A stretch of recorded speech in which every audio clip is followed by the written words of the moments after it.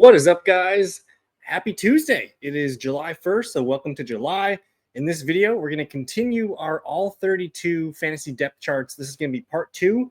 If you guys did not see part 1, please check that out. I live streamed that on Monday, June 30th, and we covered the AFC East, the NFC East, the AFC North, and the NFC North. In this video, I'm going to go a little bit quicker, and we're going to just review the South, AFC and NFC South, and we're going to review the West, the AFC and the NFC West. So we're going to hop into a screen share here. And then I just want to say, hey, if you guys are new to the Fantasy Fellowship, definitely like the video. Subscribe if you guys are new. We're going to be ramping up our videos here in July and August.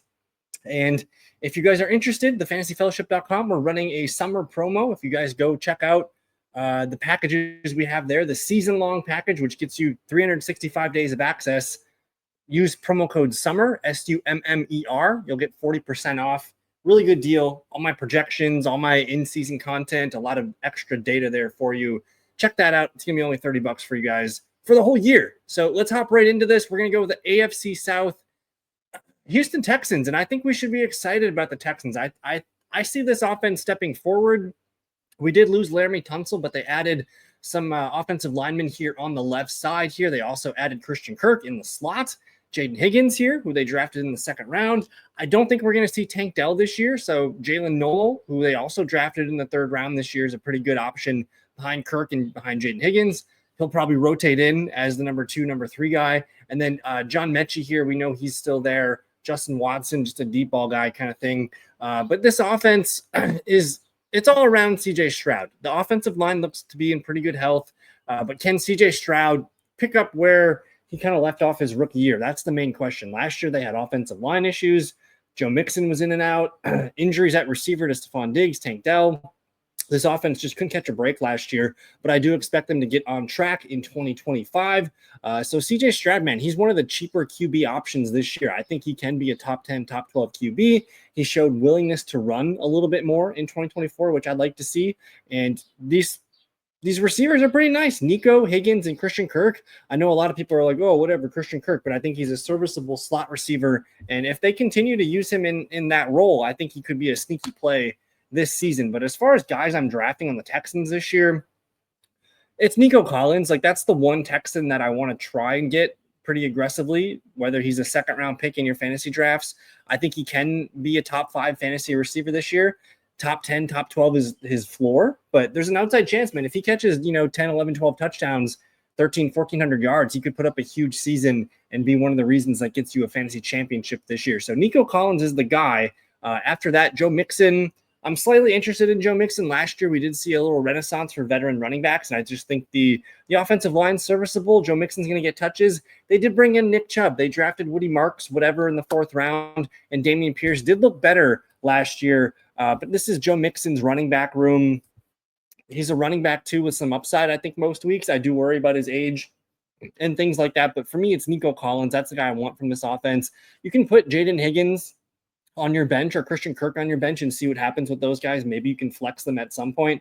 But otherwise, CJ Stroud, man, if you want to wait for QB in your 12-team redraft league, wait for Trevor Lawrence and CJ Stroud. That could be a duo that perks up for you guys. So I like the Texans. I think they're going to take a step forward this year, and they should compete as the AFC South champion here.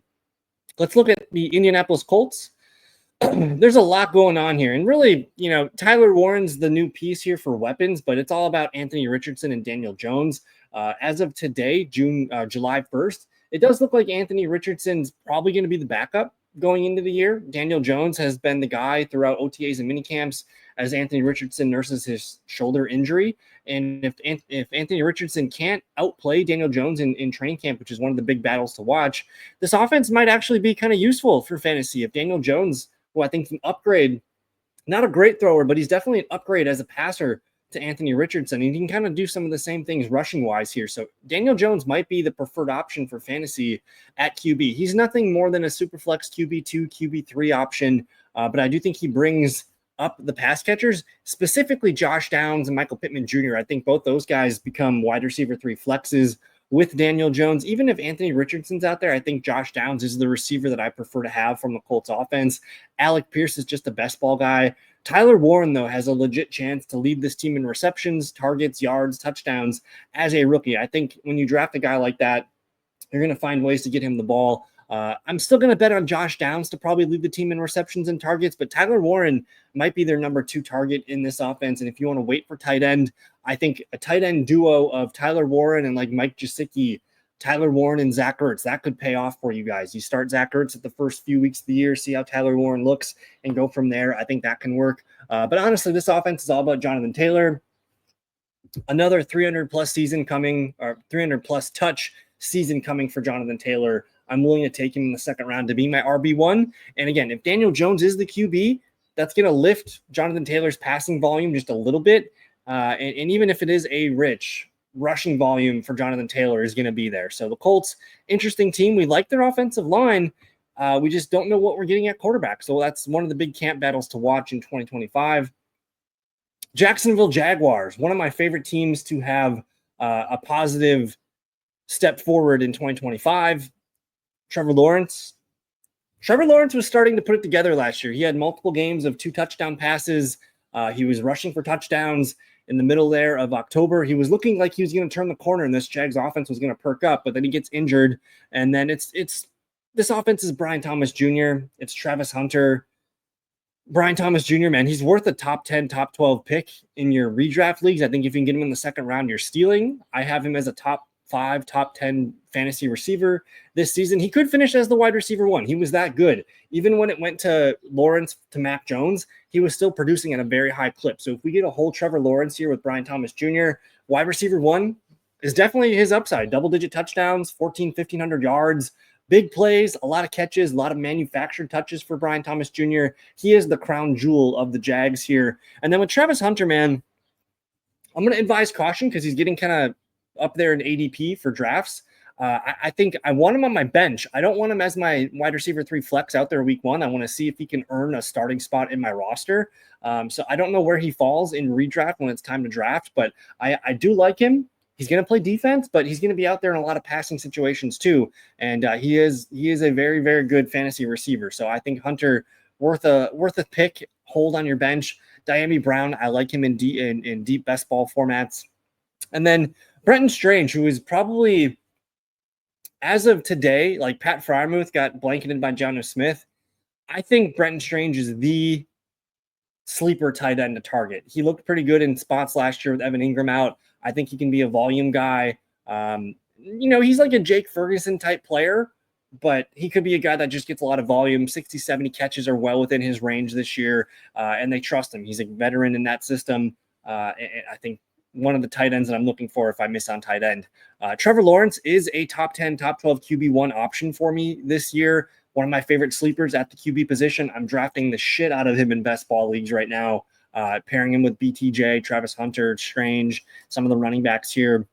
And the running backs, man, this is going to get pretty frustrating for fantasy. I think Tank Bigsby leads the team in carries. I think ETN leads the team in receptions for running backs. And then Bashal Tutin is going to be the guy that gets the big plays. He's going to be your 20, 30-yard gash play guy.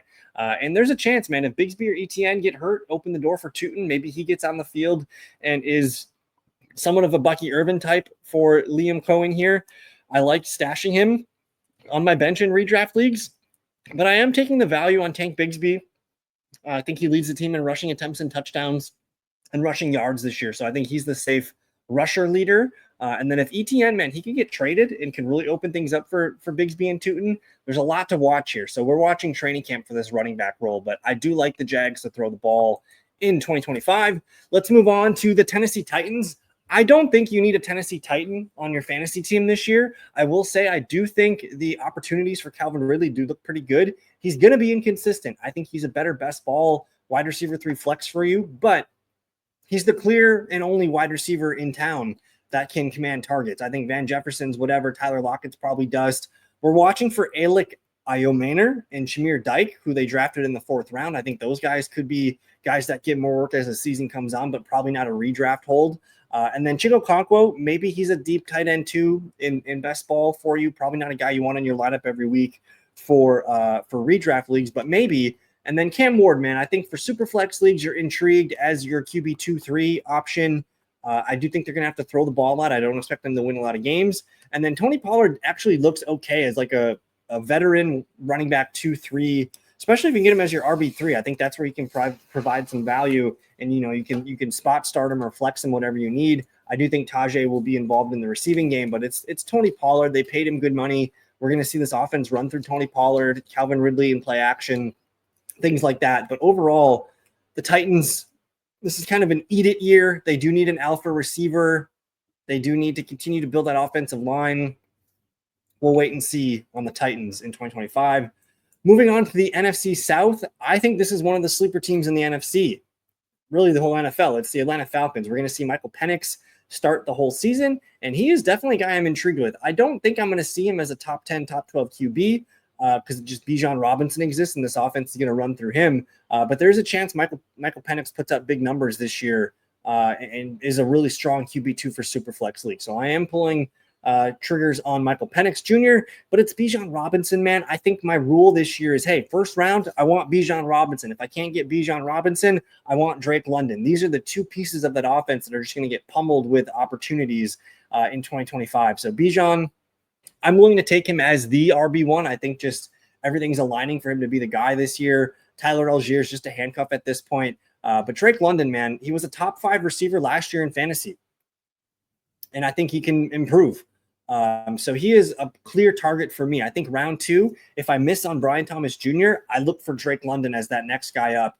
And especially, man, if I start my draft with like CeeDee Lamb and Drake London, that feels unfair to me. So I'm hammering the hell out of Drake London as my wide receiver 2. Darnell Mooney can be your wide receiver 3 flex, and Ray McLeod, just a deeper PPR guy, fine for best ball, whatever. This offensive line's good.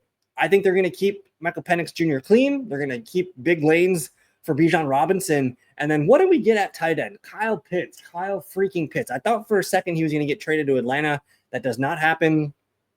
I'm willing to put Kyle Pitts on my bench this year. Best ball leagues, I think tight end 2 is fine. Redraft leagues, if you want to go into your draft with, I don't know, Zach Ertz and Kyle Pitts, I think that's fine. But I'm willing to take a chance here on this Falcons offense. An offense that I'm not really excited about here is the Carolina Panthers. I do think we saw Bryce Young grow a little bit in year 2 and become a guy that could be useful for Superflex leagues, but he's nothing more than that, a QB2 for Superflex. The running back room is interesting. Chuba Hubbard, they added Rico Dowdle from Dallas, and then they drafted Trevor Etienne in the 4th round. So I want to keep an eye on Etienne in training camp, but I think Hubbard, he's a fine running back. He's not a good receiving back. I think Rico Dowdle steals some of that volume away as a receiving back on 3rd downs. So those two guys I kind of expect to be a 1A, 1B situation. I'm fine with drafting Chuba Hubbard, but just know that I think Rico Dowdle was purchased with a purpose, and he's going to have a role here in this offense. So I think both guys kind of eat into each other. No one's probably a must-start player unless one guy's injured in 2025. And just keep an eye on Trevor Etienne. I do like Tet McMillan. I think he's pretty good value right now. I expect him to lead the team in targets, in touchdowns, and receiving yards this year. As long as Adam Thielen's healthy, he's going to be the guy that probably leads the team in receptions and maybe even targets. But he's just a deep redraft player, not a guy I'm excited about for long term. He's up there in age. I think Legette's fine in best ball, but it's really just Tet McMillan. I'll maybe take a share of Rico Dowdle if he falls. And then I do like Jatavian Sanders. He's a guy that I've been adding as my tight end 3. Keep an eye on Jalen Coker here. I want to see what Jimmy Horn Jr. looks like. But overall, I don't know if this is an offense we need to target in 2025. Continuing with that, offenses that we don't know if we need them in 2025. New Orleans Saints, man. We're going to see Tyler Shuck start the majority of games here for the Saints. We'll see if he can do it. Alvin Kamara looks like a nice PPR option. You know, RB2 prices look pretty good for him right now. He's going to get as much as he can handle. Kendre Miller back for year number 3. Who knows what we're getting out of him, but they did add Devin Neal. So we're going to watch that training camp battle. Can Devin Neal supplant Kendre Miller as the RB2? I do think there's potential role for RB2 in this offense, but Alvin Kamara is probably the best value here as he's going to get those touches and short area touches and just rack up catches left and right with Tyler Shuck at the QB. Chris Olave is a little bit of a value. I think it's just, bad team, going to throw the ball, good receiver. He just needs to stay healthy, concussion-free. Olave can be your wide receiver 3, Brandon Cooks, whatever. I do think Rashid Shaheed is a nice bench piece if you want to get interesting. But I think with Tyler Shuck, it's just a little bit limited. I think Derek Carr was a better deep ball thrower. So it's really Kamara, Olave, Juwan Johnson, and best ball.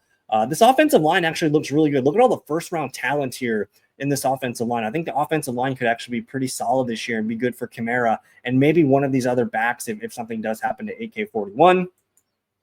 Tampa Bay, probably the favorite to win the NFC South yet again. We like everything in this offense. It's going to be pretty easy to project too. I think Baker Mayfield's a fringe QB1, looks great as your QB2 for Superflex leagues. His numbers are probably coming down from last year. He had an awesome year last year, so I'm going to expect a little bit of regression. But I do think Bucky Irving is worth a round 2 selection this year. Rashad White probably being pushed more into like a handcuff 1B role where we're not starting Rashad White. He's just a bench piece at this point. You're starting Mike Evans. I think Chris Godwin's going to be healthier than people think coming off that ankle injury. But they drafted Mika Ibuka, who could get out of the gate hot, man. If he's their starting slot receiver over Godwin, like we're going to watch for that because Godwin was eating in the slot in this offense last year. So I like taking shots on Ibuka, who, Evans and Godwin, they're older, man. Anything happens to them throughout the year, you're looking at Ibuka just getting a larger target share. So of the 3 receivers, I'm more interested in Ibuka. I think K. Dotton's just a QB or tight end 2 for Superflex leagues. We like the offensive line here. Tampa Bay looks like a pretty healthy offense overall that I want to be invested in. If I missed on Bucky, I think waiting for Ibuka and maybe just waiting for Baker Mayfield as my QB1 might be a good idea. But there you have it, the AFC and the NFC South depth charts. We're going to move into the AFC West and your 2025 Denver Broncos, man.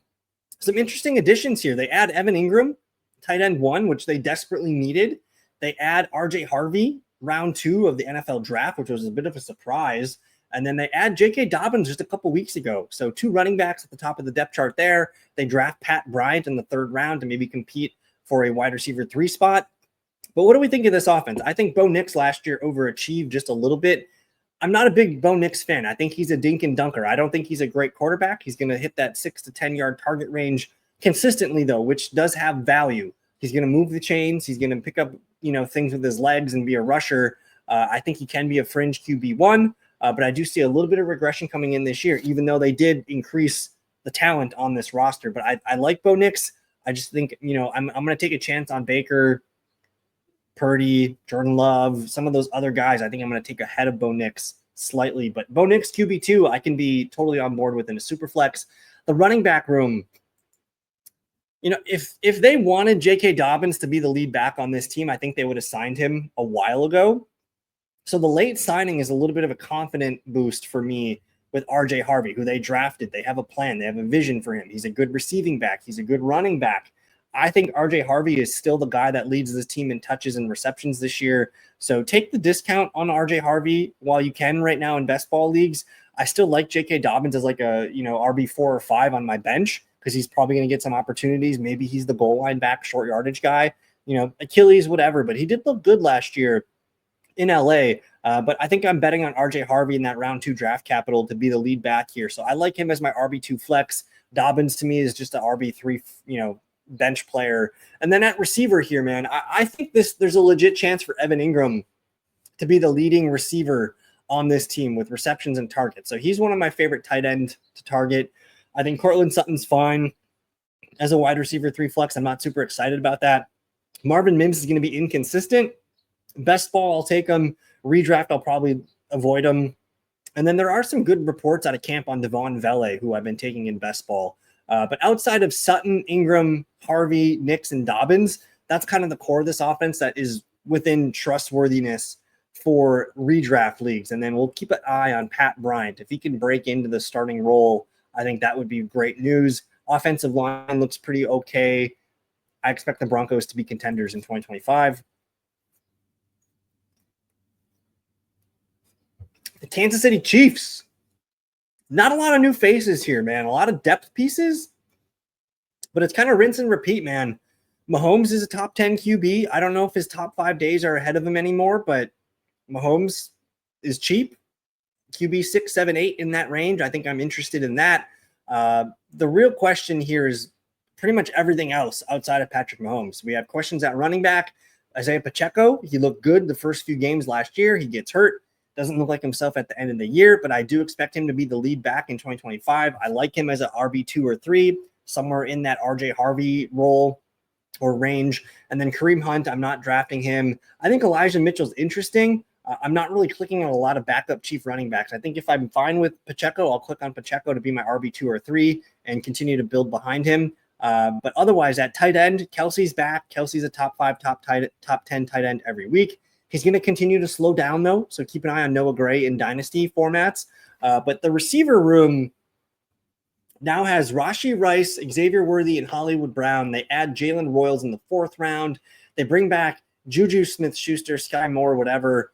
But what does this receiver room look like? Rashee Rice looked like a league winner the first 3 weeks last year, but they still really weren't getting Worthy involved. Travis Kelce wasn't quite himself. Hollywood Brown wasn't there. I think if you're expecting Rashee Rice to pick up where he left off last year, you're probably a little bit crazy and wishful. I do think Rashee Rice is going to be a good fantasy player this year, but to me, his ADP right now, especially in best ball, a mid to late round 2 pick, seems a little bit rich for me, where I just see a lot more target competition than what he had those first 3 weeks last year as they were figuring out their offense still. And Worthy looked better and better every game last year. So he's going to have a bigger role, I think, than people would expect. I don't see Rashee Rice just being the complete target hog that he was the first 3 games last year. I like Rashee Rice. I wish his price would come down. I think he's a great wide receiver too. He's probably going to lead this team in receptions and targets, but as long as Kelsey's healthy, he's going to get his opportunities. And I think Worthy has earned opportunities in this offense down the stretch.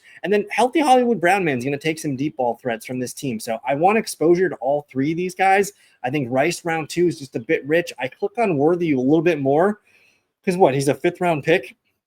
I like that as my wide receiver 3 flex, especially in best ball. I think Worthy pretty nice in best ball, and same with Hollywood Brown. Deep in best ball leagues, I'm open to that. And then Jalen Royals too. If I get a Pat Mahomes share in best ball, I'm adding Jalen Royals to this.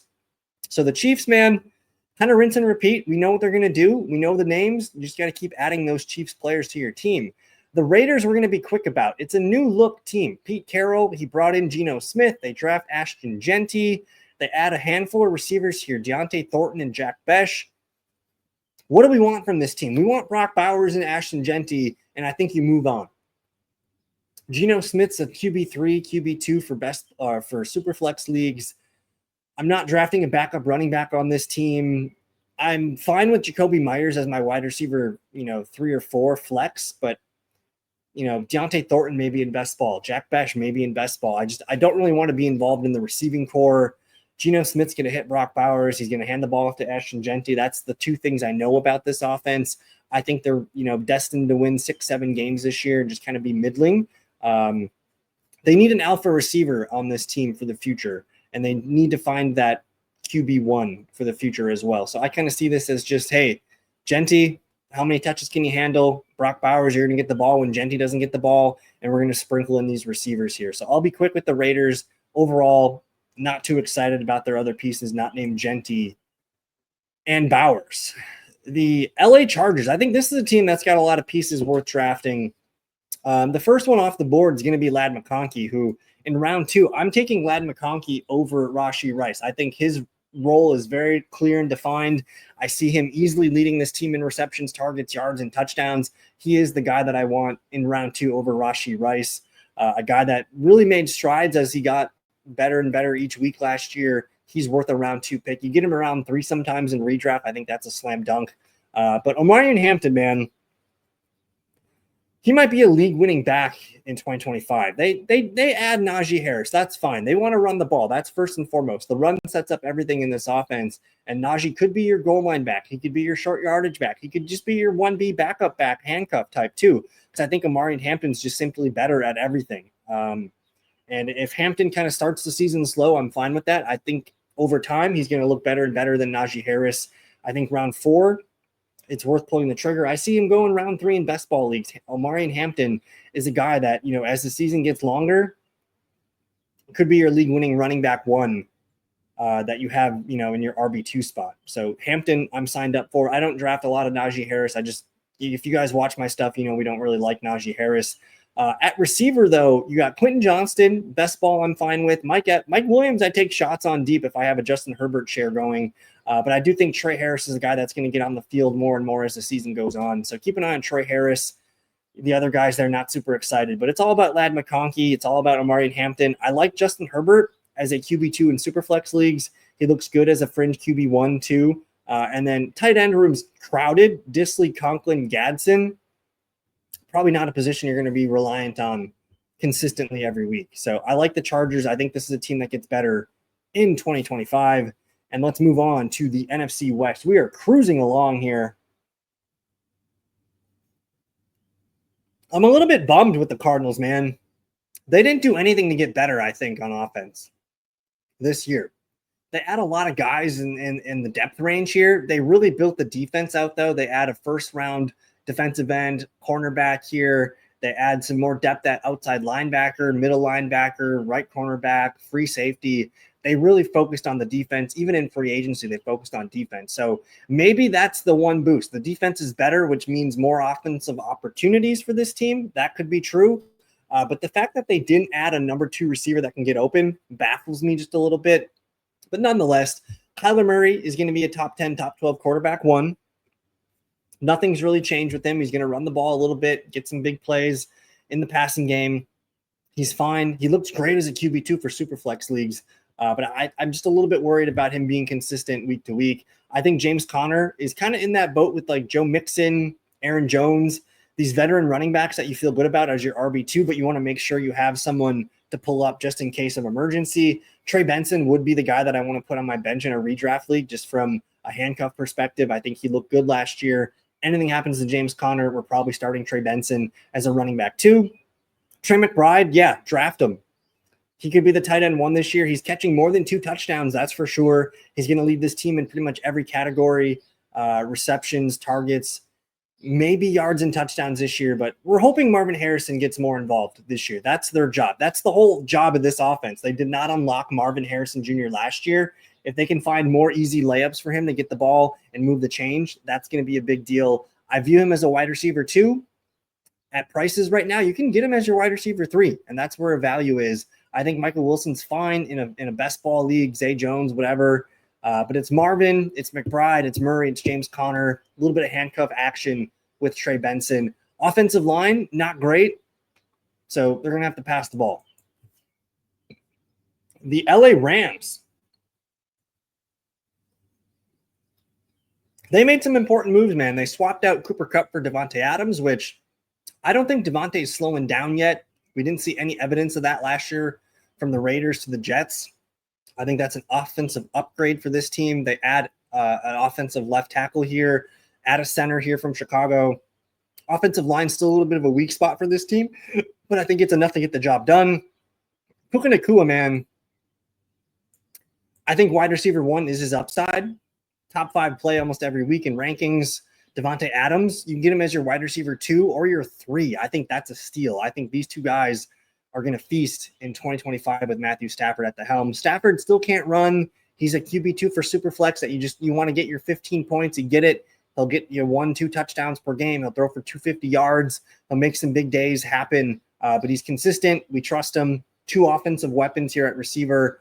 Tight end, Tyler Higbee back is kind of a big deal for this offense too. He looked like he was ahead of schedule last year in his recovery. So I think even though they drafted Terrence Ferguson, I expect Higbee to get run one more year as the tight end 1. We'll see if Ferguson can get more involved in the offense as the year goes on. But so we're in on Devontae, we're in on Puka, Higbee, tight end 2, Stafford, QB2, and then Kieran Williams, man. Blake Corum doesn't really show much his rookie year. They draft Jarquez Hunter, who's going to compete with him as the RB2. But we know as long as Kieran Williams is healthy, Kieran Williams gets the ball. So draft Kieran Williams. And, hey, if you want to draft Kieran and make sure you have a handcuff behind him or say you have a nice RB3 behind him, just do that. Because when Kieran Williams is healthy, Kieran Williams is going to get the ball. It's a concentrated offense. I like projecting and banking on this offense because we know who they're going to give the ball to every week. Pretty easy for fantasy. So don't be shy on your 2025 LA Rams. The 49ers, man, this is a tricky team. They don't do anything offensive line-wise. They don't really add any starters to this offense. They trade Deebo Samuel away, and they add a lot of depth pieces here across the board. But Christian McCaffrey's back. That's the big change here on offense. They're going to be a lot more healthy as far as offensive situations, red zone looks, just more points, more yards, more everything because of CMC. And when my projections came out, I had CMC, I think, as the RB2, RB3. I think I'm willing to bet on him in that Achilles injury. It wasn't a torn Achilles. It was a sore, slightly torn, maybe something Achilles.